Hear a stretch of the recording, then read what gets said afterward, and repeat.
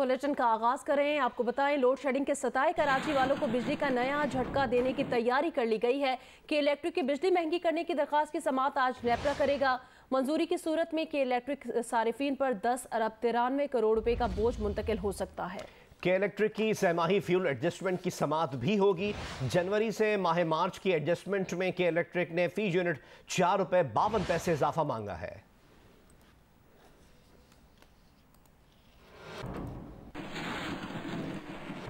इक्तिसादी राब्ता कमेटी ने बिजली की बुनियादी टैरिफ में 7 रुपए 91 पैसे फी यूनिट इजाफे की मंजूरी दे दी है। वजीर आजम के यूटिलिटी स्टोर्स पर रिलीफ पैकेज में 30 जून तक तोसी।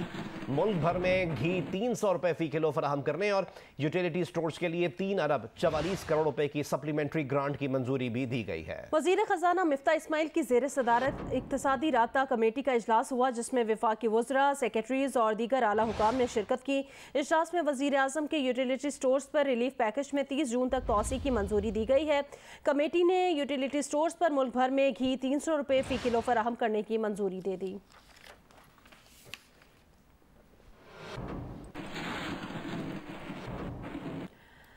वफाकी वज़ीर ख़ज़ाना मिफ्ता इस्माइल ने कहा कि अगर बिजली, पेट्रोल और डीजल पर सब्सिडी खत्म ना की तो मुल्क के दिवालिया होने का खदशा है। कीमतें ना बढ़ाई तो IMF हमसे मुआहिदा नहीं करेगा। जियो न्यूज़ के प्रोग्राम कैपिटल टॉक में वफाकी वज़ीर ख़ज़ाना ने मजीद कहा कि IMF ने कहा है कि पेट्रोल पर सब्सिडी खत्म करें। चीन से अगर पैसे आ जाएंगे तो एतमाद बहाल होगा।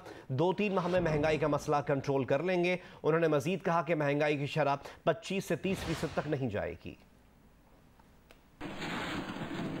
The government of Pakistan is losing 53 rupees per litre on diesel। 19 रुपये आप पेट्रोल पर नुकसान कर रहे हैं।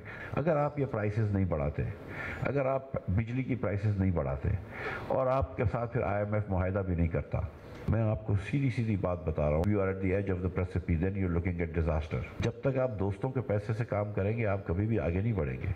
आगे आप तब बढ़ेंगे जिस दिन आप डिसाइड करेंगे the hell with this money, we are going to stand on our 2 feet and Pakistanis and all of us have to decide that our nation will stand on our 2 feet। Prime minister साहब को कह के आए हो, cross roads पे आ गए।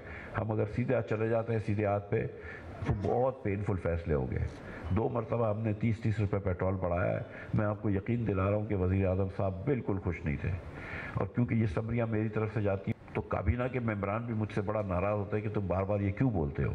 सही step लेने पड़ेंगे जो कि बहुत पेनफुल। तो ये सही स्टेप का मतलब ये होता है कि पेट्रोल और महंगा कर दो, मजीद महंगा होगा। 3-4 साल की खान साहब की बद इंतजामी को एक दिन में ठीक नहीं कर सकते। 2-4 महीने के बाद कोई अच्छी खबर देंगे आप? मुझे इंशाअल्लाह ताला अल्लाह की ज़ात से उम्मीद है 3 महीने में इन्फ्लेशन कंट्रोल कर लेंगे। इन्होंने साइन करी है शौकत तरीन ने, इमरान खान ने, वो चीज़ें जो है वो पाकिस्तान के लिए भी हक में नहीं है और उससे महंगाई तो आएगी। तो आप IMF को ये कह रहे हैं कि जो साइन किए, जो मुआहिदा किया इमरान खान की हुकूमत ने, उसको जरा चेंज करें। बिल्कुल मैं कोशिश कर रहा हूँ चेंज करवा। ये जो अभी चाइना ने 2 अरब 40 करोड़ डॉलर देने हैं आपको, इससे कोई फायदा होगा हमें? 2 फायदे होते हैं इससे। एक तो ये कि पैसे आ जाते हैं तो लोगों को लगता है कि यार ये, दूसरा ये कि चाइना के पैसे आए हैं तो वो चाइना अगर आपके साथ खड़ा है जो दुनिया का अमीर तरीन, सेकेंड अमीर तरीन मुल्क है।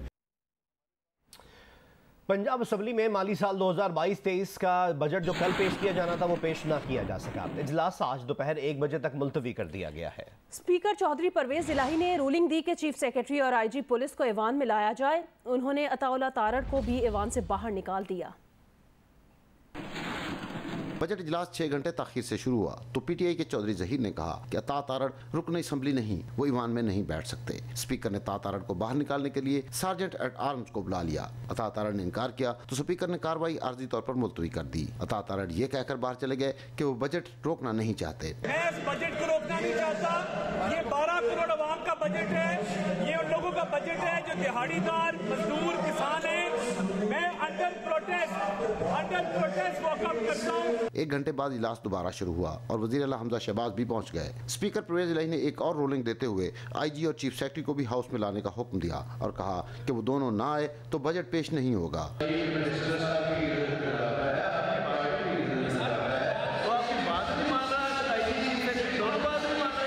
स्पीकर पंजाब असम्बली ने इजलास आज दोपहर 1 बजे तक मुलतवी कर दिया। वजीर आला पंजाब हमजा शहबाज ने कहा 3 महीनों से तमाशा चल रहा है, स्पीकर आइन को पामाल कर रहे हैं। हम हर आइनी और कानूनी रास्ता अपनाएंगे। डिप्टी स्पीकर पर जानलेवा हमला करवाने वाले शख्स के आगे हम IG और चीफ सेक्रेटरी को क्यों पेश करें? सूबाई वजीर अताउल्लाह तारड़ ने कहा आइन के तहत वजीर का हलफ लिया है। चीफ सेक्रेटरी और आईजी की तस्लील का ख्वाब पूरा नहीं होगा। उन्होंने मजीद कहा कि आइन शिकनी मत करें, बजट पास होना ही है। अगर ओछे हथकंडों से बाज ना आए तो अदालत जाएंगे। अपनी आईनी जिम्मेदारी से कई मरतबा इनराफ किया गया है, तो अब हम इंशाअल्लाह हर आईनी कानून रास्ता अपनाएंगे। अपने सामने स्पीकर पर जानलेवा, डिप्टी स्पीकर जानलेवा हमला करवाने वाला शख्स जो है, उसके आगे हम अपने आईजी को और चीफ सेक्रेटरी को क्यों पेश करें। मैंने आईने पाकिस्तान के तहत हल्फ लिया है वजीर का। चीफ सेक्रेटरी और आईजी को बुलाने की जो जिद है, उनको उनकी तस्लील करना जो मकसूद है, ये ख्वाब पूरा नहीं हो। ये बजट पास होना ही होना है। आइन शिकनी मत करें। आप अगर ओछे हथकंडों से बाज ना आए, हम कानूनी कार्रवाई का भी हक महफूज रखते हैं। ये मत भूलिएगा कि आपके खिलाफ एक तहरीक अदम एतमाद भी मौजूद है। तो 11 बंदे हमने पूरे करने हैं और आप शायद इस कुर्सी पर विराजमान ना रह सकें। हार सामने दिखाई दे रही थी और हमारा अवामी बजट तक सुनना गवारा नहीं किया। ये आइन शिकनी है, उसने आइन शिकनी दोबारा की है। लेकिन आइन शिकनी ये हमजा शहबाज साहब और परवेज इलाही साहब का चीफ मिनिस्टर का मामला नहीं है। यह पाकिस्तान पंजाब की 12 करोड़ आवाम का मामला है। पंजाब असम्बली में अपोजिशन अरकान ने कहा है कि हुकूमत की हठधर्मी के बायस बजट पेश नहीं हो सका। बशारत राजा ने कहा कि पंजाब की तारीख का पहला वाक़या है कि कोई हुकूमत बजट पेश नहीं कर सकी। किसी भी हुकूमत के लिए इससे बड़ी नाकामी क्या होगी कि मुकर्ररा तारीख पर बजट पेश ना हो सके।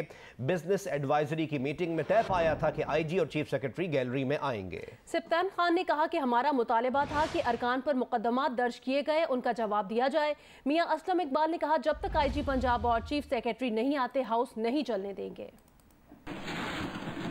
पंजाब की तारीख का ये पहला वाक़या है कि कोई हुकूमत बजट पेश नहीं कर सकती। इससे बड़ी किसी हुकूमत की नाकामी हो नहीं सकती कि वो अपनी दी हुई डेट पर बजट पेश नहीं कर सकती। जब एडवाइजरी कमेटी में हमारी मीटिंग हुई, उसमें ये फैसला हुआ कि जो आईजी और चीफ सेक्रेटरी को बुलवाएं, और अगर आप ये समझते हैं कि ये 12 करोड़ आवाम का यहाँ इजलास और यहाँ उनके हकूक की बात होनी है, ना आईजी वहाँ पर मौजूद है, ना वहाँ पे चीफ सेक्रेटरी मौजूद हैं, ना डिपार्टमेंट के सेक्रेटरीज मौजूद हैं। इस हाउस की रवायत रही है कि जब बजट पेश किया जाता है तो ये तमाम लोग हाउस के अंदर मौजूद होते हैं। ये हाउस उस वक्त तक नहीं चलेगा जब तक आईजी चीफ सेक्रेटरी हाउस के अंदर नहीं आएंगे। हाउस का तकद्दुस ये पमाल कर रहे हैं। वज़ीर आला सिंध मुराद अली शाह आज माली साल 2022 और 23 का सूबाई बजट पेश करेंगे। बजट का हजम 1600 अरब रुपए से जायद होने का इम्कान है। बजट में सालाना तरक्याती स्कीम्स के लिए 320 अरब रुपए से जायद मुख्तस करने की तजवीज़ दी गई है। ज़राए के मुताबिक अमन व अमान के बजट में भी आइंदा माली साल के लिए रकम में इजाफे की तजवीज़ है। ज़राए बताते हैं कि कराची के लिए 250 मज़ीद बसों की खरीदारी के लिए रकम मुख्तस की जाएगी। सिंध के नए बजट में कोई इजाफी टैक्स नहीं लगाया जाएगा। सिंध के डिविजनल हेडक्वार्टर्स में साइंस म्यूजियम कायम करने की भी तजवीज़ शामिल की गई है। सिंध के नए बजट में सेफ सिटी मंसूबा और फॉरेंसिक लेबॉर्ट्री के लिए रकम मुख्तस की जाएगी, जबकि इंफॉर्मेशन साइंस एंड टेक्नोलॉजी के बजट में खातिर खा इजाफे का इम्कान है। ज़राए के मुताबिक रेड लाइन और दीगर BRT मंसूबों के लिए भी रकम मुख्तस की जाएगी।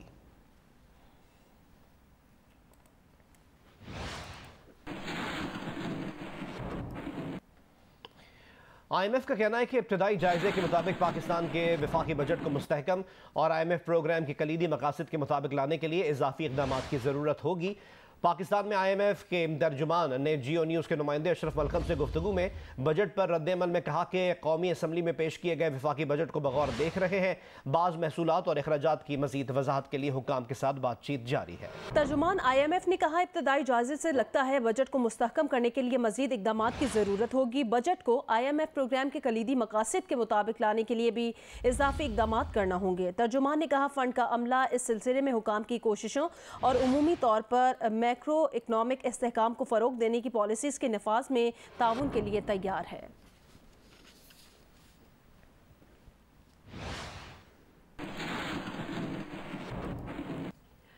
फाइनेंशियल एक्शन टास्क फोर्स का इजलास आज से जर्मनी में शुरू होगा। पाकिस्तान को दिए गए एक्शन प्लान पर अमल दरामद का जायजा 15 और 16 जून को लिया जाएगा। वज़ीर मुमलिकत बराए खारजा उमूर हिना रब्बानी घर पाकिस्तानी वफ़द की क़यादत करेंगी। दफ्तर खारजा और दीगर वजारतों से एक एक नुमाइंदा वफ़द का हिस्सा होंगे।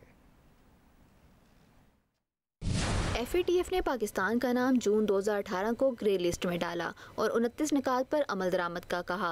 ये निकात मनी लॉन्ड्रिंग और दहशतगर्दों की माली मावनत रोकने और अक़वाम मुत्तहिदा की तरफ से दहशतगर्द तंजीमों के खिलाफ मुकदमात कायम करके इनके खिलाफ पाबंदियाँ आयद करने से मुतल्लिक थे। पाकिस्तान ने 2019 में 27 में से 26 निकात पर अमल दरामद कर लिया था, ताहम मजीद 7 निकात पर अमल दरामद करने का कहा गया। पाकिस्तान ने 2021 में 7 में से 6 निकात पर भी अमल दरामद कर लिया। गुज़िश्ता हुकूमत के दौर में FATF के एक्शन प्लान पर तेजी से अमल दरामद किया गया और FATF की गुज़िश्ता इजलास में पाकिस्तान की कारकर्दगी की तारीफ की गई, लेकिन ग्रे लिस्ट से नाम ना निकाला गया। वज़ारत ख़ज़ाना के ज़राए का कहना है कि FATF के हालिया इजलास में पाकिस्तान का नाम ग्रे लिस्ट में डालने के लिए नहीं भिजवाया जा सकता, क्योंकि ऐसा करने के लिए तुर्की, चीन और मलेशिया के वोट दरकार हैं। इन तीनों ममालिक ने पाकिस्तान को अपनी हिमायत का यकीन दिलाया है। साथ ही रिपोर्टर अशरफ मलखम के साथ ज़मीन सहरा, जियो न्यूज़, इस्लामाबाद।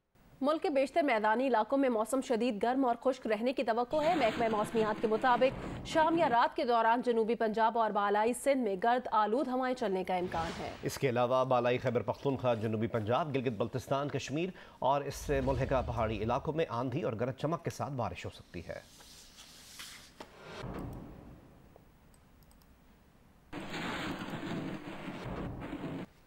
गुज़श्ता 2 रोज़ से बलोचिस्तान के मुख्तलिफ इलाकों में बारिश का सिलसिला जारी है। तफसील बताएंगे जियो न्यूज़ के नुमाइंदे शहाब उमर। जी, आज क्वेटा समेत बलूचिस्तान के बेशतर इलाकों में मतलब साफ़ रहने के साथ मौसम खुश्क है, जबकि जुनूबी ज़िला में मौसम गर्म है। गुज़श्ता 2 रोज़ के दौरान सूबे के मुख्तलिफ इलाकों में बारिशों के बाद से जो गर्मी की शिद्दत है उसमें कमी आई है और मौसम का दर बेहतर हुआ है। आज भी सूबे के बाज़ इलाकों में मतलब बरालूद है। महकमा मौसमियात के मुताबिक आइंदा 24 घंटों के दौरान कल्लात, खुजदार, बारकान और सिब्बी हो मुल्का इलाकों में आंधी, तेज़ हवाओं और गरज चमक के साथ बारिश का इम्कान जाहिर किया जा रहा है। जी, सूबा सिंध में पानी की किल्लत 61% तक पहुंच गई है। दरिया का बड़ा हिस्सा खुश्क दिखाई दे रहा है और हर गुजरते दिन के साथ चावल के काश्तकारों की परेशानी बढ़ती ही जा रही है। मजीद हमें अपडेट करेंगे सक्खर से जियो न्यूज़ के नुमाइंदे चौधरी मोहम्मद इरशाद। जी, बालाई इलाकों में खतर खा बारिशें ना होने और चश्मा बराज पर पानी की सतह कम होने से सिंध के तीनों बराज गुड्डू, सक्खर, कोटरी बराज और उनसे निकलने वाली कैनालें बुरी तरह मुतासिर हो रही हैं। इस वक्त मौजूद है कच्चे के इलाके कादरापुर के दरियाई बंद पर। अगर मेरा कैमरा में सामने तरफ आपको दिखाए तो इस वक्त भी दरिया का बड़ा हिस्सा जो है वो आपको खुश्क दिखाई देगा और पानी इंतहाई कम है। पानी की सतह कम होने के बायस काश्तकार और आवाम सभी परेशान हैं। गुज़श्ता 24 घंटों के दौरान सिंध में पानी की कमी 61% रिकॉर्ड की गई थी और गुड्डू बैराज पर पानी की सतह में कोई इजाफा नहीं हुआ था, जबकि सक्खर बैराज पर पानी की सतह 3000 क्यूसेक कम हुई थी और आज भी पानी की सतह में सक्खर बैराज के मुकाम पर कमी का इम्कान है। फूलों और फलों की सरजमीन वादी स्वात में खुश जायका आलूचे की फसल तैयार हो गई है। बेहतरीन फसल पर इस साल किसान भी खुश दिखाई दे रहे हैं।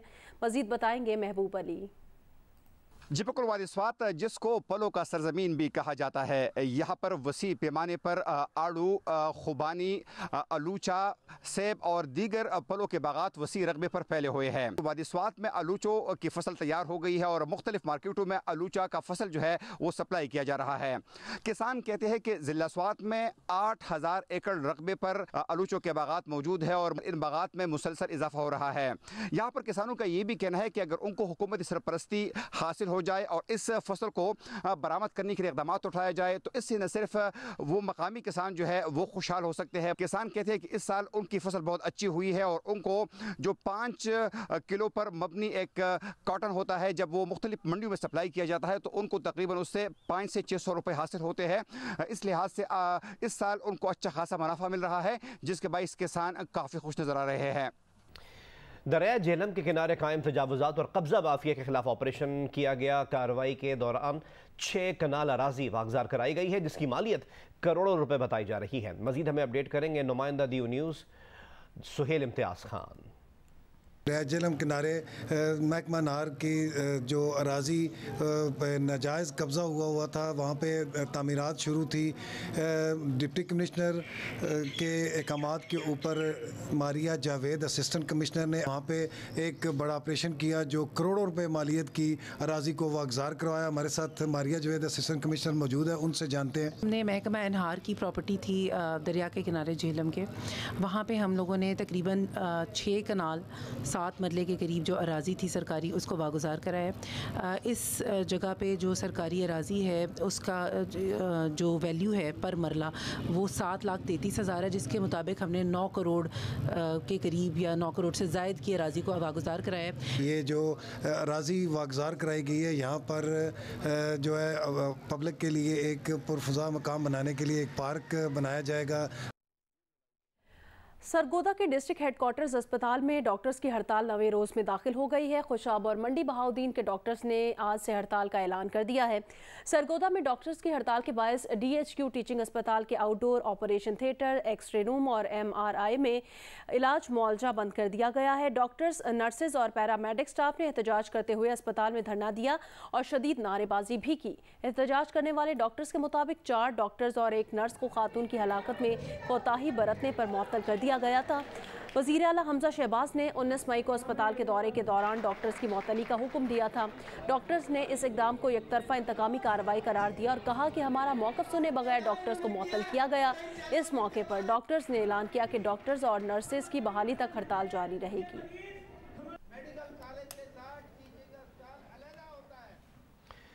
सरगोदा में DHQ टीचिंग हॉस्पिटल के 500 फिल्ट्रेशन प्लांट्स नाकारा हो चुके हैं, जिसके बायस मरीजों और उनके लवाहिकीन को पीने के पानी के हुसूल में शदीद मुश्किलात का सामना है। मजीद हमें अपडेट करेंगे नुमाइंदा जियो न्यूज़ मलिक मोहम्मद असगर। जी, DHQ टीचिंग अस्पताल सरगोदा में पीने के साफ पानी की किल्लत ने यहाँ आने वाले मरीजों और उनके लवाहिकीन की परेशानी में इजाफा कर दिया। यहाँ पर मजमूई तौर पर पीने के साफ़ पानी के लिए अस्पताल इंतज़ामिया ने 5 फिल्ट्रेशन प्लांट लगाए गए थे, लेकिन यहाँ पर पीने के साफ़ पानी की फराहमी के लिए इस वक्त एक भी फिल्ट्रेशन प्लांट काम नहीं कर रहा, जिसकी वजह से यहाँ पर पीने के पानी की शदीद किल्लत है और मुँह मांगे यहाँ पर पीने का पानी जो है वो फ़रोख्त किया जा रहा है। यहाँ पर एक NGO है डॉक्टर जाहिद गौरी, वो यहाँ पर आए हैं, उनसे हमारी बात हुई है। उन्होंने कहा कि मैंने अपने वालिद के नाम से यहाँ पर 3 जो है फिल्ट्रेशन प्लांट फी सबिलिल्लाह लगाने का फ़ैसला किया है, ताकि यहाँ पर जो पीने के पानी की शदीद किल्लत है उसका खात्मा हो सके। खेल के मैदान से खबर है, वेस्टइंडीज़ के खिलाफ क्लीन स्वीप के बाद पाकिस्तान टीम ने वनडे रैंकिंग में भारत को पीछे छोड़ दिया है। टीम पाकिस्तान 4थे नंबर पर पहुंच गई है। न्यूजीलैंड का टॉप पोजीशन पर कब्जा बरकरार है। ICC ने वनडे टीम्स की नई रैंकिंग जारी कर दी है। वेस्टइंडीज़ के खिलाफ क्लीन स्वीप के बाद पाकिस्तान ने भारत को पीछे छोड़ दिया। पाकिस्तान 106 पॉइंट्स के साथ 4थे नंबर पर आ गई। भारत 1 पॉइंट के फ़र्क से 5वीं पोजीशन पर चली गई। रैंकिंग में न्यूजीलैंड 125 पॉइंट्स के साथ पहले नंबर पर है। इंग्लैंड 124 पॉइंट्स लेकर दूसरे नंबर पर है। 107 पॉइंट्स के साथ ऑस्ट्रेलिया की टीम तीसरे नंबर पर है। ICC ने प्लेयर ऑफ द मंथ का भी ऐलान कर दिया। श्रीलंका के खिलाफ डेब्यू करने वाली तूबा हसन को women player of the month, जबकि श्रीलंका के Angelo Mathews men's player of the month करार पाए।